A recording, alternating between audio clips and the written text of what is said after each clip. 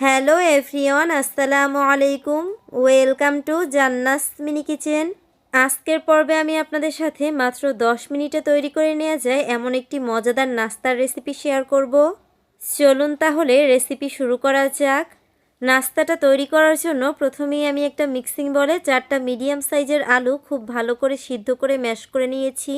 এবার এর মধ্যে পেঁয়াজ কুচি দিয়ে দিচ্ছি 2 টেবিল চামচ, আর কাঁচামরিচ কুচি দিয়ে দিচ্ছি 1 টেবিল চামচ।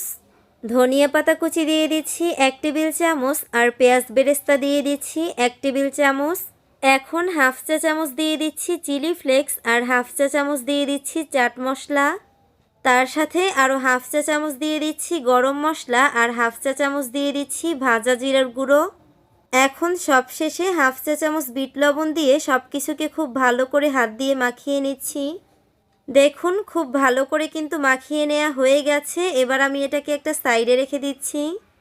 এখন অন্য সাইডে চুলাতে একটা প্যানে অল্প কিছুটা তেল দিয়ে দিচ্ছি, আর সেই তেলের মধ্যে দিয়ে দিচ্ছি হাফ চা চামচ পরিমাণ আস্ত জিরা। এবার হালকা একটু নেড়ে চেড়ে জিরাটাকে ভেজে নিচ্ছি। ভাজা হয়ে গেলে এখানে দিয়ে দিচ্ছি হাফ কাপ পরিমাণ সুজি, আর তার সাথে দিয়ে দিচ্ছি 1/4 চা চামচ লবণ। এবার এই সব কিছুকে খুব ভালো করে একটু নেড়েচেড়ে ভেজে নিচ্ছি। সুজিটা ভাজা হয়ে গেছে। এবার এখানে 1 কাপ পরিমাণ পানি দিয়ে দিচ্ছি। আপনারা যেই পরিমাণ সুজি নেবেন ঠিক তার ডাবল পানি দিবেন। এখন আমি এই সুজিটাকে খুব ভালো করে 3 থেকে 4 মিনিটের মতো নেড়েচেড়ে মাখা মাখা করে চুলা থেকে নামিয়ে নিচ্ছি। আর চুলা থেকে নামিয়ে এই সুজিটাকে আমি একটা মিক্সিং বলে নিয়ে নিয়েছি, আর এই সুজির মধ্যে দিয়ে দিচ্ছি 1/4 কাপ ময়দা। এবার খুব ভালো করে সুজি আর ময়দাটাকে হাত দিয়ে মাখিয়ে একটা ডো তৈরি করে নিচ্ছি। আর সেই ডোটা থেকে আমি অল্প কিছুটা ডো নিয়ে এরকম ছোট আর মোটা সাইজের একটা রুটি বেলে নিয়েছি। এবার আমি একটা বাটার মুখা দিয়ে এভাবে করে গোল করে কেটে নিচ্ছি। তবে আপনারা চাইলে এখানে বাটার মুখার পরিবর্তে কুকি কাটারও ব্যবহার করতে পারেন। দেখুন সবগুলো ছোট ছোট রুটির মতো কিন্তু কাটা হয়ে গেছে।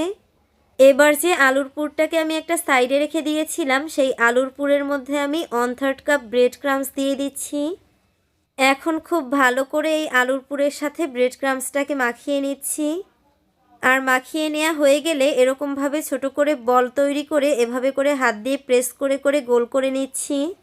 এখন যে আমি ছোট ছোট করে রুটির মতো তৈরি করে রেখেছিলাম, সেই রুটির উপরে এই আলুর পুরটা দিয়ে দিচ্ছি। আর আলুর পুরটা দেওয়ার পর উপর থেকে আমি আরও 1 পিস রুটি দিয়ে দিচ্ছি। এবার হালকা করে হাত দিয়ে এভাবে করে একটু চেপে চেপে দিচ্ছি। এখন একটা স্প্যাচুলা দিয়ে এভাবে করে রুটিটার উপর একটু দাগ কেটে কেটে ডিজাইন করে দিচ্ছি। দেখুন আমার একটা নাস্তা কিন্তু রেডি হয়ে গেছে। এবার আমি একইভাবে সবগুলো নাস্তা তৈরি করে সরাসরি ভাজতে চলে যাব। নাস্তাগুলো ভাজার জন্য চুলাতে একটা প্যানে পরিমাণ মতো কিছুটা তেল দিয়ে দিচ্ছি। এবার এই তেলের মধ্যে নাস্তাগুলোকে দিয়ে দিচ্ছি। এখন 3 থেকে 4 মিনিট সময় নিয়ে খুব ভালো করে নাস্তাগুলোকে উল্টে পাল্টে ভেজে নিচ্ছি। দেখুন নাস্তাগুলোতে কিন্তু দারুণ একটা কালার চলে এসেছে। এই পর্যায়ে নাস্তাগুলোকে তুলে নিচ্ছি। চলুন এবার আপনাদের সার্ভ করে দেখানো যাক। দেখুন নাস্তাগুলো দেখতেই কিন্তু অনেক বেশি আকর্ষণীয় আর লোভনীয় লাগছে। আর এটা খেতেও কিন্তু মাশাআল্লাহ অনেক বেশি মজার ছিল। আশা করছি আমার আজকের এই সহজ নাস্তার রেসিপিটা আপনাদের সবারই ভালো লেগেছে। আজকের মতো এখানেই বিদায় নিচ্ছি। সবাই ভালো থাকবেন। আল্লাহ হাফেজ।